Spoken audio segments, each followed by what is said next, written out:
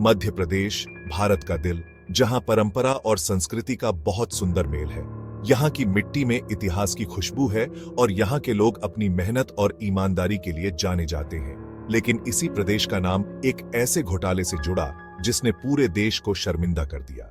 इस घोटाले ने न केवल मध्य प्रदेश की छवि को धूमिल किया, बल्कि पूरे देश में शिक्षा और रोजगार प्रणाली पर सवाल खड़े कर दिए। ये कहानी है व्यापम घोटाले की, जिसने शिक्षा और नौकरी में भ्रष्टाचार का सबसे बुरा रूप दिखाया।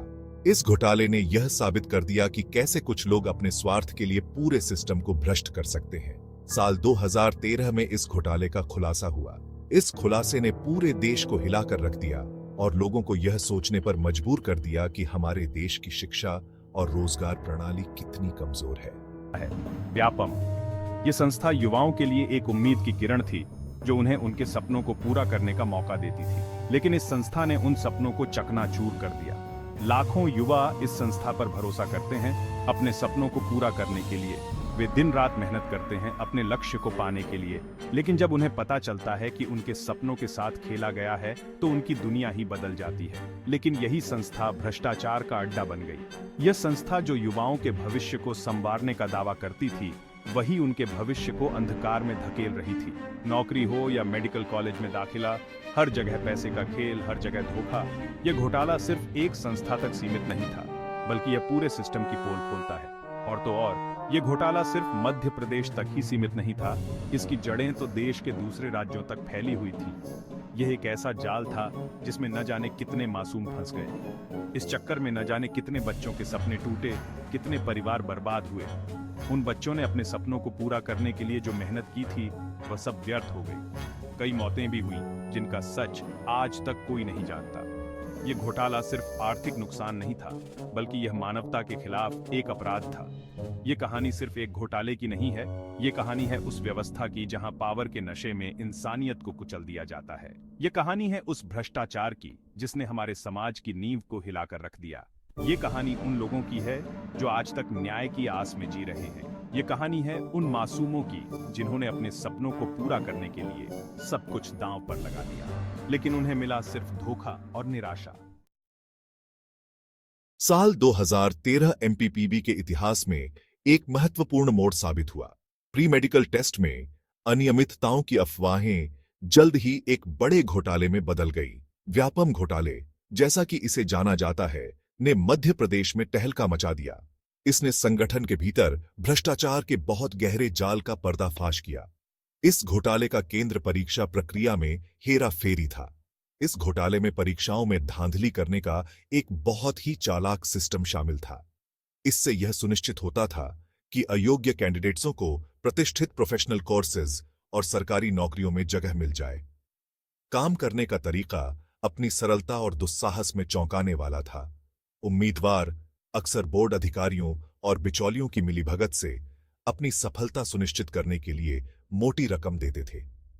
इस पैसे से उन्हें लीक हुए प्रश्न पत्रों से लेकर उनकी जगह पर परीक्षा देने वाले लोगों तक सब कुछ मिल जाता था।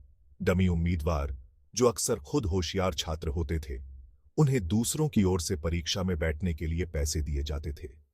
ये नकली लोग असली कैंडिडेट्सों की पहचान का इस्तेमाल करने के लिए जाली पहचान पत्रों का इस्तेमाल करते थे। असली उम्मीदवार, जो अक्सर अमीर परिवारों से होते थे या जिनके राजनीतिक संबंध होते थे, अपने डमी कैंडिडेट्सों द्वारा प्राप्त अंकों के आधार पर दाखिला या नौकरी हासिल कर लेते थे। यह घोटाला बहुत बड़े पैमाने पर फैला हुआ था, जो कई सालों तक चला और एमपीपीबी द्वारा आयोजित कई परीक्षाओं को शामिल करता था। यह धोखे की एक ऐसी मशीनरी थी जिसे लालच और कानून की खुली अवहेलना ने हवा दी थी। व्यापम घोटाले ने परीक्षा प्रणाली में हेरफेर की संभावना और अनगिनत योग्य स्टूडेंट्सों के जीवन पर भ्रष्टाचार के विनाशकारी परिणामों को उजागर किया। व्यापम घोटाला कुछ अलग थलग लोगों का काम नहीं था। यह धोखे का एक जटिल जाल था जिसमें कई तरह के लोग शामिल थे। इस पिरामिड के शीर्ष पर प्रभावशाली राजनेता थे, जिन्होंने घोटाले और इसके अपराधियों को बचाने के लिए अपनी शक्ति और संपर्कों का इस्तेमाल किया। फिर एमपीपीबी के भीतर ही भ्रष्ट अधिकारी आए। उन्होंने उत्तर पुस्तिकाओं के साथ छेड़छाड़ की, प्रश्न पत्रों को लीक किया और नकली लोगों को असली उम्मीदवारों की जगह परीक्षा देने की अनुमति दी। कुछ लोग इस घोटाले में अपनी मर्जी से शामिल थे, जो किसी भी कीमत पर सफलता पाने की चाहत रखते थे। अन्य निर्दोष पीड़ित थे। उनके सपने उनके खिलाफ धांधली करने वाले सिस्टम ने चकनाचूर कर दिए थे। इसने उस गहरे तक जड़ जमाए भ्रष्टाचार का पर्दाफाश किया जो समाज के ताने बाने में रिस गया था। स्थानीय कानून प्रवर्तन एक जटिल जाल को सुलझाते हुए व्यापम घोटाले की जांच की प्राथमिक जिम्मेदारी मध्य प्रदेश पुलिस और उसके विशेष कार्यबल एसटीएफ के कंधों पर थी। एसटीएफ ने महत्वपूर्ण सबूत जुटाए और कई अहम लोगों को गिरफ्तार किया। उन्हें बहुत दबाव का सामना करना पड़ा और एक बढ़ते मामले से निपटना पड़ा। एसटीएफ की जांच के कारण कई हाई प्रोफाइल लोगों को गिरफ्तार किया गया। उनकी जांच से घोटाले के तरीके का पता चला, जिसमें पेपर लीक और उत्तर पुस्तिकाओं में हेरफेर शामिल था। एसटीएफ के अथक प्रयासों ने घोटाले को उजागर करने में महत्वपूर्ण भूमिका निभाई। हालांकि एसटीएफ की जांच भी चुनौतियों और विवादों से अछूती नहीं रही। राजनीतिक हस्तक्षेप के आरोप लगे।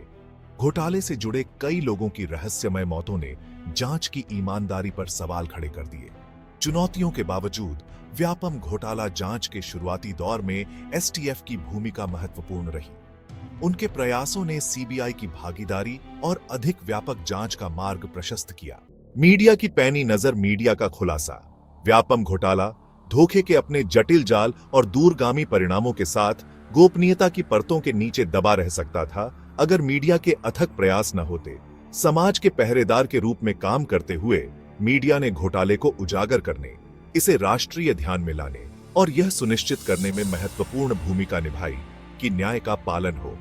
स्थानीय समाचार पत्रों और टेलीविजन चैनलों द्वारा व्यापम परीक्षाओं में अनियमितताओं की रिपोर्टिंग के साथ सच्चाई के लिए मीडिया की अथक खोज शुरू हुई।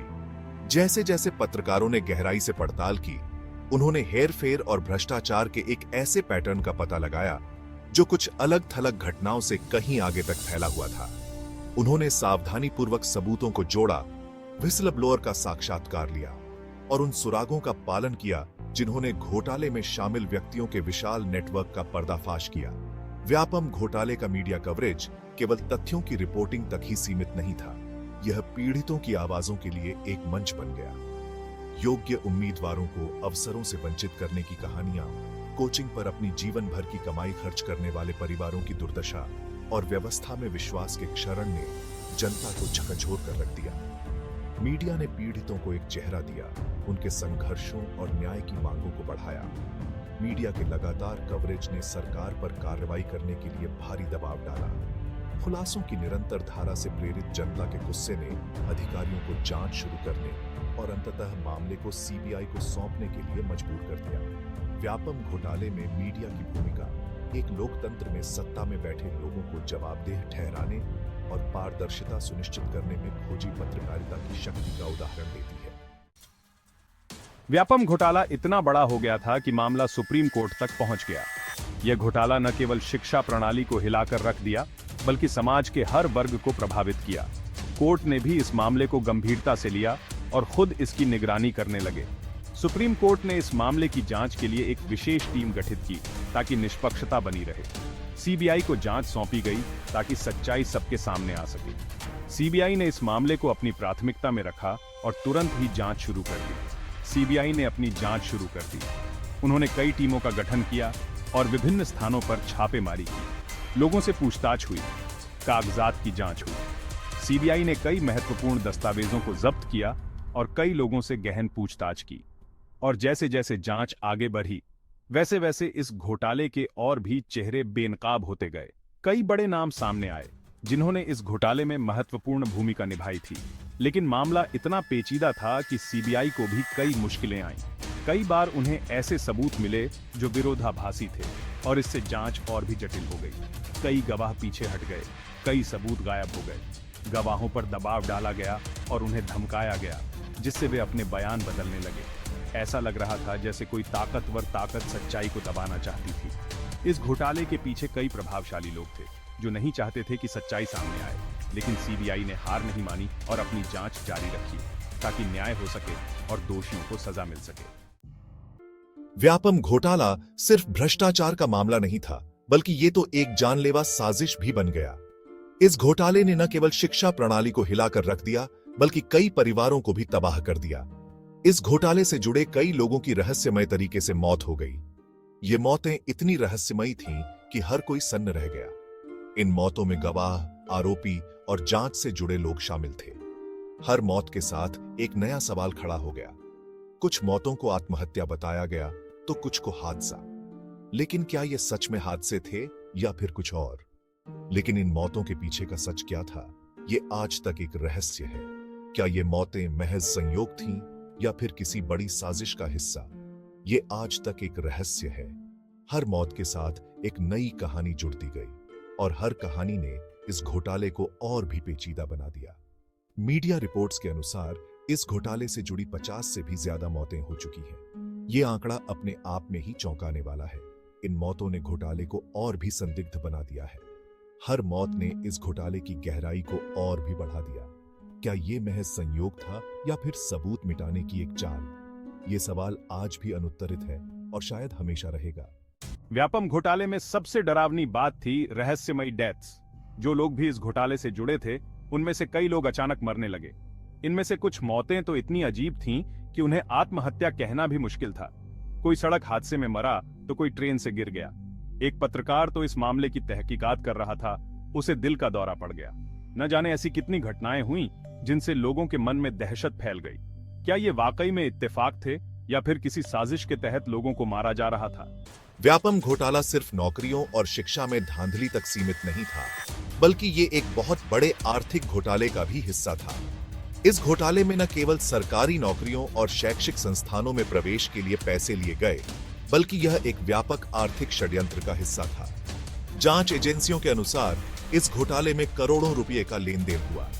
यह लेन देन न केवल नकद में बल्कि बैंकों के माध्यम से भी किया गया। उम्मीदवारों से बहुत सारा पैसा लिया जाता था और ये पैसा घोटाले में शामिल लोगों में बांट दिया जाता था। इस पैसे का उपयोग भ्रष्टाचार को बढ़ावा देने और अवैध गतिविधियों को छिपाने के लिए किया जाता था। बैंकों में नकली खाते खोले गए, जिनका उपयोग अवैध धन को वैध बनाने के लिए किया गया। बेनामी संपत्तियां बनाई गईं और काले धन को सफेद करने के लिए कई तरीके अपनाए गए। इन संपत्तियों का उपयोग घोटाले के धन को छिपाने के लिए किया गया। यह घोटाला इस बात का सबूत है कि कैसे भ्रष्टाचार हमारे देश की अर्थव्यवस्था को बर्बाद कर रहा है। यह न केवल आर्थिक संकट को बढ़ावा देता है, बल्कि समाज में असमानता और अन्याय को भी बढ़ाता है। व्यापम घोटाले में कई लोगों को गिरफ्तार किया गया, कई पर मुकदमे चले, लेकिन क्या वाकई में कोई बड़ा आदमी जेल गया?